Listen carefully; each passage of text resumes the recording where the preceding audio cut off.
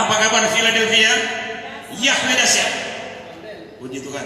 Salam sehat, kuat, bahagia, masuk surga. Kita kan sama-sama membaca dan merenungkan firman Tuhan yang terambil dalam kitab Markus pasal 14. Markus pasal yang ke-14 ayat yang ketiga, kita akan baca sampai ayat yang ke-9. Markus pasal yang ke-14 ayat yang ketiga sampai ayat yang ke-9. Firman Tuhan berbunyi demikian. Ketika Yesua berada di Betania, di rumah Simon si kusta, dan sedang duduk makan, datanglah seorang perempuan membawa suatu buli-buli pualang berisi minyak narwastu murni yang mahal harganya. Setelah dipecahkannya leher buli-buli itu, dicurahkannya minyak itu ke atas kepala Yesua. Ada orang yang menjadi gusar dan berkata seorang kepada yang lain, "Untuk apa pemborosan minyak narwastu ini? Sebab minyak ini dapat dijual 300 dinar lebih, dan uangnya dapat diberikan kepada orang-orang miskin." Lalu mereka memarahi perempuan itu. Tetapi Yesus berkata, "Biarkanlah dia. Mengapa kamu menyusahkan dia? Ia telah melakukan suatu perbuatan yang baik padaku. Karena orang-orang miskin selalu ada padamu, dan kamu dapat menolong mereka bila mana kamu menghendakinya. Tetapi aku tidak akan selalu bersama-sama kamu. Ia telah melakukan apa yang dapat dilakukannya. Tubuhku telah diminyakinya sebagai persiapan untuk penguburanku. Aku berkata kepadamu, sesungguhnya di mana saja Injil diberitakan di seluruh dunia, apa yang dilakukannya ini akan disebut juga untuk mengingat dia." Kita katakan amin. Puji Tuhan, Bapak Ibu Saudara kekasih dalam Tuhan. Kita dibawa kisah perempuan yang datang kepada Tuhan Yesus Masia di satu tempat, dan kemudian perempuan yang datang kepada Tuhan Yesus ini, pertama yang dia lakukan adalah menyiram Tuhan Yesus dengan minyak narwastu, minyak wangi yang harganya mahal. Dan tahukah Anda bahwa yang dilakukan oleh perempuan ini untuk meminyaki kepala itu biasanya digunakan untuk mengurapi seorang raja dalam Alkitab. Apa maksudnya? Perempuan menyiram kepala Tuhan Yesus dengan minyak narwastu yang harganya mahal ini dalam rangka dia mengakui bahwa Yesus adalah Tuhan, Yesus adalah Raja. Peristiwa yang terjadi ini mengandung dua makna. Kalau perempuan ini melihat Yesus sebagai seorang raja, dibuktikan dengan dia mengurapi Tuhan. Sementara Tuhan Yesus dalam bacaan ini menganggap apa yang perempuan ini sudah lakukan, itu dia mengurapi Yesus dalam rangka persiapan Tuhan Yesus akan mati. Jadi beda. Namun kita coba mau menelusuri apa sih maksud dari Tuhan ini dalam bacaan ini. Karena ayat 9 bacaan ini dituliskan bahwa sesungguhnya aku berkata kepadamu, sesungguhnya di mana saja Injil diberitakan di seluruh dunia, apa yang dilakukannya ini akan disebut juga untuk mengingat dia. Artinya semua Injil yang diberitakan di dunia ini harus memuat cerita kisah tentang peristiwa perempuan mengurapi Tuhan Yesus di Betania. Maksudnya, kalau ada Injil yang diberitakan di seluruh dunia ini, ada yang mengatakan Injil tetapi tidak menceritakan kisah ini, itu artinya Injil itu bukan dari Tuhan. Salah satu tanda membuktikan Injil yang benar adalah Injil yang menceritakan tentang kisah peristiwa pengurapan perempuan ini kepada Tuhan Yesus. Kenapa hal ini penting? Di sini Tuhan katakan bahwa kalau kita membaca kisah ini, kita mengingat tentang dia. Yang dimaksud adalah mengingat tentang perempuan itu.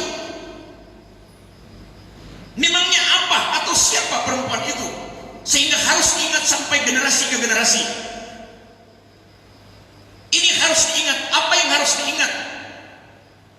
Saudara-saudara kasih dalam Tuhan, pertama kita melihat bahwa bacaan ini ketika dia datang kepada Tuhan Yesus, dia memecahkan buli-buli yang berisi minyak narwastu, dan kemudian minyak yang ada pada buli-buli itu ditumpahkannya di atas kepala Tuhan Yesus. Kemudian sikap yang dilakukan oleh perempuan ini, ayat yang ketiga di situ, ada orang yang gusar. Ada orang yang gusar tentang apa yang sudah dilakukan perempuan ini kepada Tuhan Yesus. Ada orang yang gusar.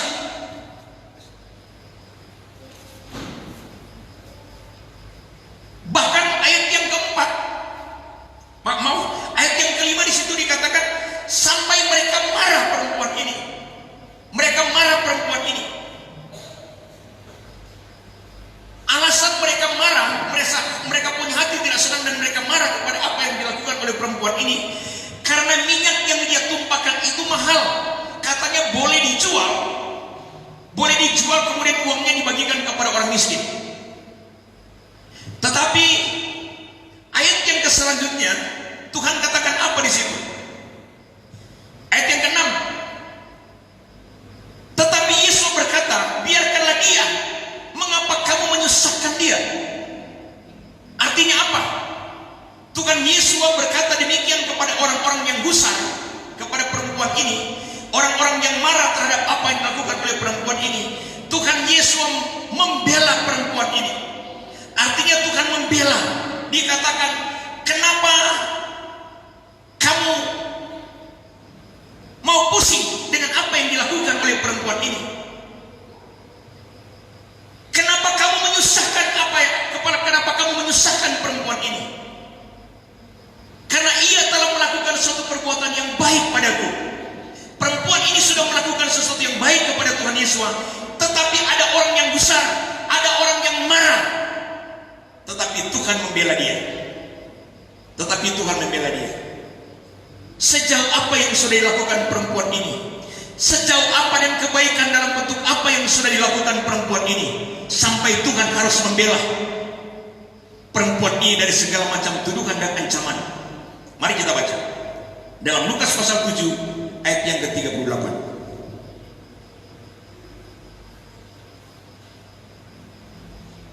Lukas 7 ayat yang ke-38.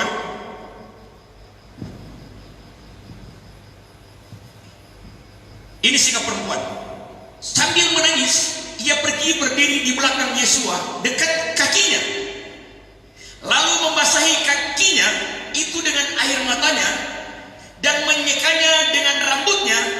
Kemudian ia mencium kakinya dan meminyakinya dengan minyak wangi itu. Tuhan membela perempuan ini karena dia sudah melakukan kebaikan dan kebenaran kepada Tuhan Yesus HaMashiach. Bukan cuma karena dia mengakui Yesus sebagai Raja melalui tumpahan minyak narwastu yang harum baunya, yang mahal harganya. Tetapi karena sikap perempuan ini datang kepada Tuhan Yesus, bukan tidur, bukan marah, bukan menyesal, bukan menunjukkan kehebatan, tetapi satu, dia datang di belakang Tuhan Yesus. Sambil menangis dia pergi berdiri di belakang Tuhan Yesus, dekat kakinya. Semua serba kakinya. Di sini katakan dia berlutut di dekat kakinya, membasahi kakinya, berlutut dekat kaki Tuhan Yesus, membasahi kaki Tuhan Yesus dengan air matanya. Kemudian dia menyeka kakinya Tuhan Yesus dengan rambutnya. Rambut perempuan itu menyeka kaki Tuhan Yesus, dan kemudian dia meminyaki kaki Tuhan Yesus. Kaki, bukan tangan, bukan kepala. Biasanya kita kalau kaki itu kita jalan, ada berdebu dan lain becek dan lain-lain. Tetapi perempuan ini telah menunjukkan sikap datang di hal yang terendah di hadapan Tuhan, di bagian terendah di depan dari Tuhan. Dia datang kepada Tuhan Yesus di kaki Tuhan Yesus. Di belakang Tuhan Yesus, artinya dia datang mengandung arti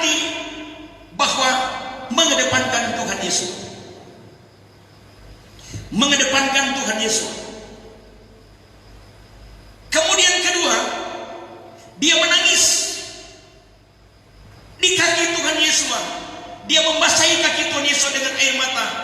Artinya dia mulai sadar dan dia menyesal akan kesalahan-kesalahannya. Dia mulai sadar dan dia menyesal di hadapan di kaki Tuhan Yesus. Dia tunjukkan dia pengakuannya dia nyatakan.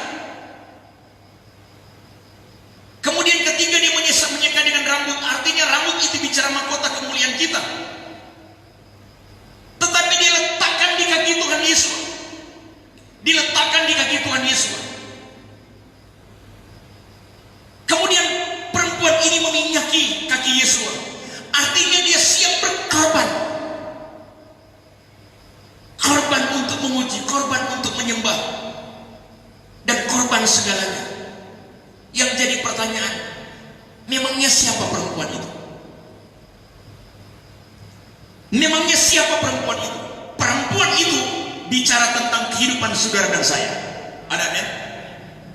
Adapun di kitab Yohanes telah menuliskan bahwa perempuan itu adalah Maria, saudara Marta. Hari ini perempuan itu Tuhan katakan itu adalah saudara dan saya. Ada amin? Perempuan itu saudara dan saya. Jika saudara dan saya datang di hadapan Tuhan mengakui Yesus sebagai Raja, ada sikap yang harus kita tunjukkan sebagai tanda kita mengakui Yesus adalah Raja. Pertama, bahwa kita datang dekat kakinya. Di belakang Tuhan Yesus dekat kakinya. Artinya apa? Sebagai orang yang mengakui Yesus sebagai Raja, maka kita harus tunduk dan mengedepankan Tuhan dalam kehidupan saudara dan saya.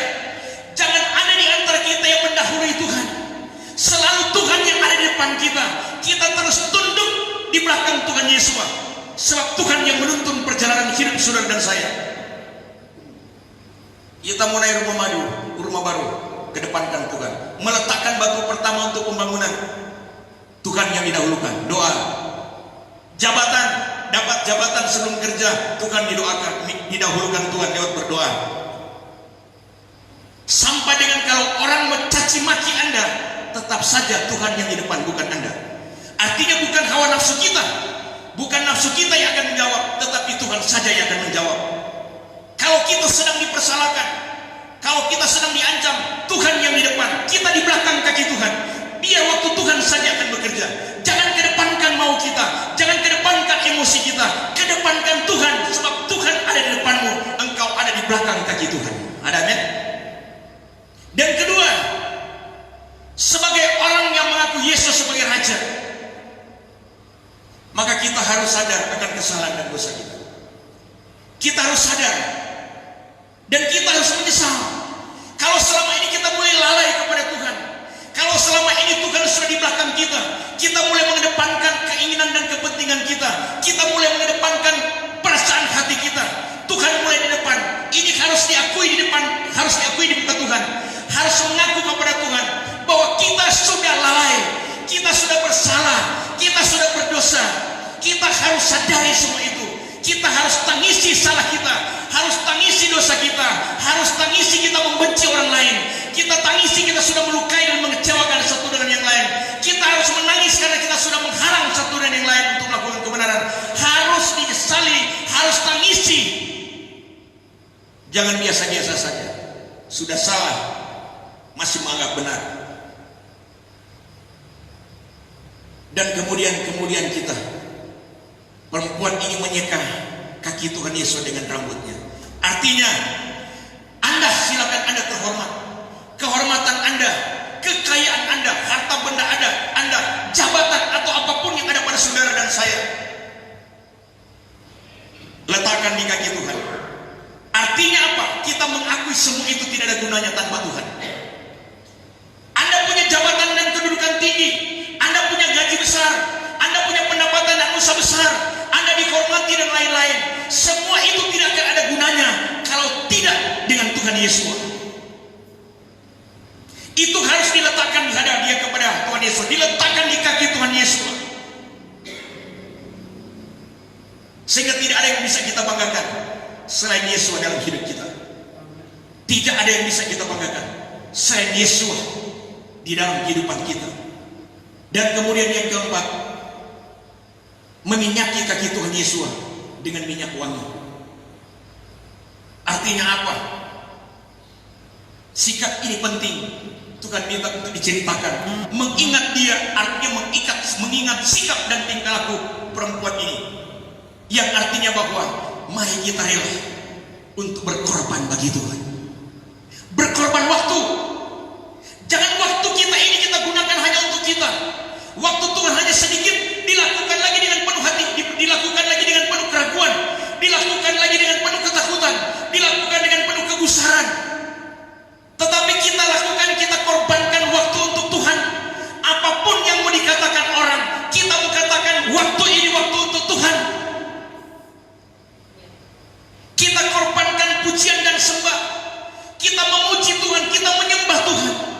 Mudah-mudahan sangat besar harapan kami dan Tuhan yang menilai bahwa puji-pujian orang yang sedang beribadah di rumah saat ini sama dengan puji-pujian mereka waktu di dalam gereja.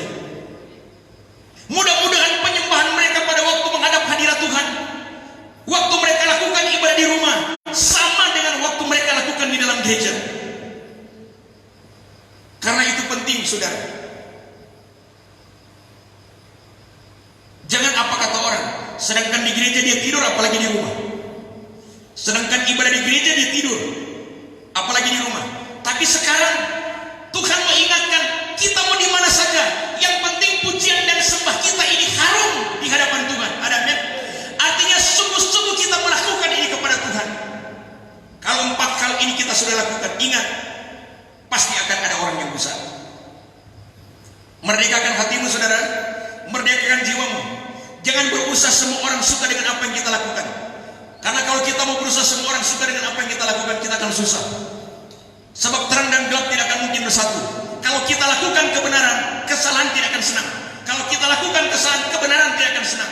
Kalau kita ada pada terang, gelap tidak akan senang. Kalau kita ada pada gelap, terang tidak akan suka. Nah, itu sebabnya kita harus tahu bahwa sikap perempuan ini harus diingat. Kata Tuhan, mengingat dia. Apa yang diingat? Sikapnya. Sekalipun ada orang yang gusar, ada orang yang hatinya tidak senang dengan sikap kita datang kepada Tuhan, ada orang yang marah, tetapi Tuhan katakan, kenapa saudara? Kenapa kamu menyusahkan dia? Artinya Tuhan membela hidup saudara dan saya. Ada amin? Tuhan siap bela. Akan ada orang yang gusar dan marah dengan sikap kita, tetapi Tuhan akan membela. Tuhan pasti akan membela saudara dan saya. Itu sebabnya saudara kasih dalam Tuhan, inilah yang terjadi. Kenapa minyak ini harus tercurah? Kenapa ada harum semerbak wangi minyak narwastu? Bahkan di seisi ruangan itu bau minyak wangi narwastu itu. Karena ada buli-buli yang dipecahkan. Karena ada buli-buli yang dipecahkan oleh perempuan itu. Sekarang kalau kita siap melakukan 4 hal ini di hadapan Tuhan, dibutuhkan buli-buli harus dipecahkan. Ada kan? Kalau kita mau datang di belakang kaki Tuhan Yesus, kita berlutut di belakang kaki Tuhan Yesus, kita mau menangis, kita akan siap menyesal dan menangisi dosa kita, dan kemudian kita bisa apa? Kita bisa datang kepada Tuhan dan kemudian meminyaki kaki Tuhan Yesus. Datang kita menyembah kepada Tuhan. Kita punya kemuliaan kita taruh di kaki Tuhan. Semua ini akan terjadi karena ini adalah keharuman. Inilah yang disebut dengan narwastu yang mahal harganya. Inilah minyak itu yang sedang terjadi. Ini akan terjadi apabila buli-buli dipecahkan. Apakah buli-buli itu? Yang dimaksud dengan buli-buli itu adalah hatimu dan hatiku. Kalau hati kita hancur di hadapan Tuhan, kalau kita punya hati yang hancur di hadapan Tuhan, maka otomatis semua ini minyak wangi ini akan tercurah. Sikap-sikap ini akan terjadi sehingga mengharumkan hati Tuhan, mengharumkan pikiran Tuhan, mengharumkan kerajaan surga. Kalau kita pecahkan hati kita, hancur hati kita. Bagaimana sih kalau hancur hati kita? Hancur hati artinya orang yang merasa tidak ada apa-apanya. Kalau dia sudah merasa tidak ada apa-apanya, hancur, tidak berdaya, tidak ada apa-apanya hidup ini. Padahal jabatan hebat. Tidak ada apa-apanya hidup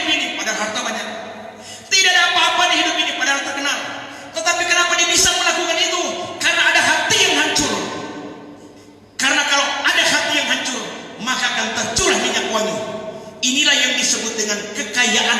Paulus katakan kepada jemaat Korintus, ini adalah kekayaan yang ada di dalam bejana tanah liat. Sekarang pertanyaan, siapakah saudara dan saya? Saudara dan saya hanya bejana tanah liat, yang di dalamnya ada hal yang wangi, ada yang harum. Di dalam kita ada yang harum, yang dibutuhkan Tuhan. Tetapi kenapa itu tidak terjadi? Kenapa keharuman itu tidak tercium oleh Tuhan? Karena tidak ada buli-buli yang dipecahkan. Artinya tidak ada hati yang hancur. Selama hatimu tidak hancur, keharuman yang ada di dalam kita tidak akan tercium oleh Tuhan. Tetapi ketika hatimu hancur, aroma keharuman narwastu murni itu akan tercium oleh Tuhan. Maka Tuhan katakan kepada orang yang marah, kepada orang yang gusar dengan kita, orang yang mengancam kita, Tuhan akan katakan, kenapa kamu menyusahkan? Kenapa kamu menyusahkan dia? Kenapa mereka menyusahkan kita? Kita sudah melakukan kebaikan dan kebenaran di hadapan Tuhan. Artinya Tuhan siap untuk membela kita. Banyak ancaman yang akan mengancam kita. Waktu dekat ini akan ada program yang akan lebih mengetatkan, tetapi ini akan menguji iman saudara dan saya. Sekalipun Anda di rumah, bangkit semangat untuk menyembah, memberikan keharuman kepada Tuhan. Ada amin? Di mana saja kita berada, bangkit dan tunjukkan 4 hal ini. Sebab ini adalah keharuman yang Tuhan butuh dalam kehidupan saudara dan saya. Karena kalau ini bisa terjadi kalau hati kita hancur. Dan kemudian ayat yang ke-8,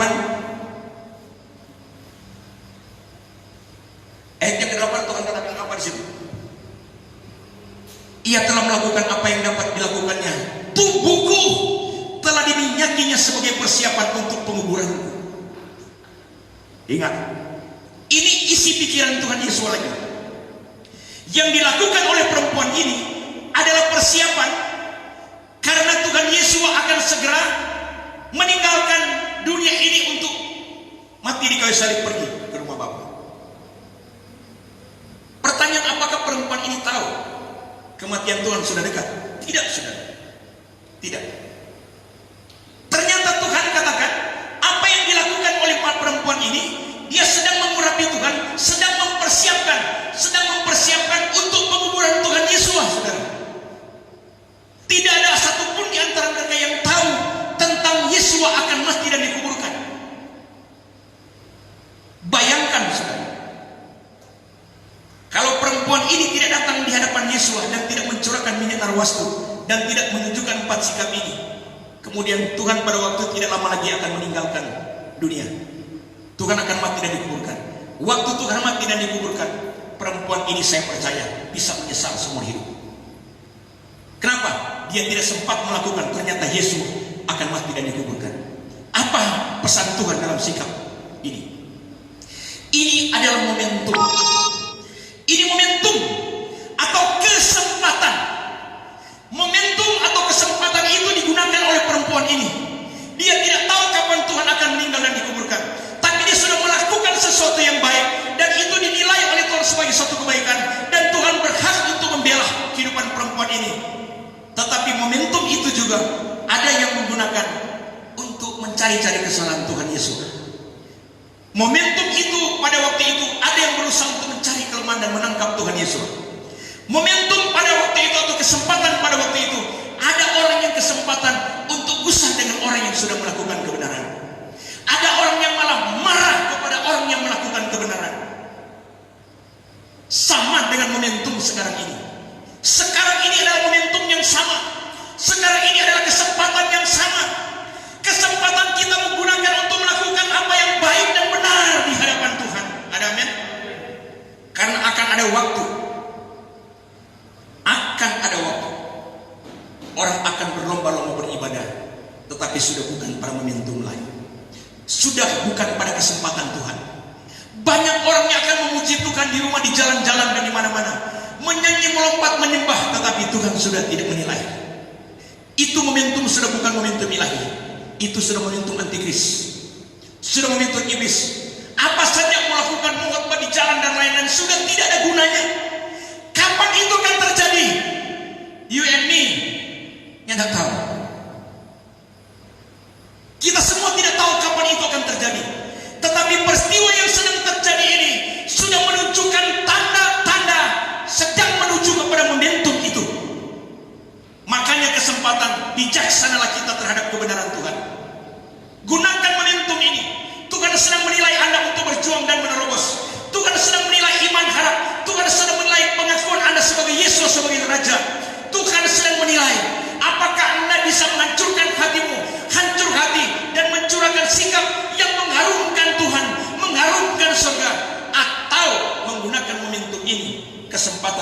mencari kesalahan-kesalahan orang, atau masih menggunakan momentum atau kesempatan ini menghambat dan menghalangi orang melakukan kebenaran. Sekarang ini jangan gunakan momentum sekarang untuk saling menghalangi. Biarkan pergerakan-pergerakan ini terjadi. Perhatikan diri kita masing-masing untuk bergerak pada momentum ilahi ini. Kesempatan kita, jangan cuma jago menyanyi kita. Waktu ini waktu Tuhan, waktu kesempatan kita untuk melayani. Kita jangan mengatakan kita ini burung Raja Wali. Jangan takut, ada badai. Kita ini bagaikan Raja Wali terbang tinggi. Baru persoalan kecil di hadapan Tuhan yang peringatan kecil sudah menjadi ayam. Bukan lagi burung Raja Wali. Burung Raja Wali tinggal di mulut, tetapi keharuman Raja Wali sudah tidak ada. Yang Tuhan cium tinggal keharuman ayam. Mau ayam betina ke ayam lakat tetap ayam. Masih ayam, bukan beres. Tuhan ingin mengatakan kepada kita sekarang ini, sebagai kesempatan Tuhan membangkitkan semangat kita. Tuhan memberikan keberanian dan keperkasaan kepada kita.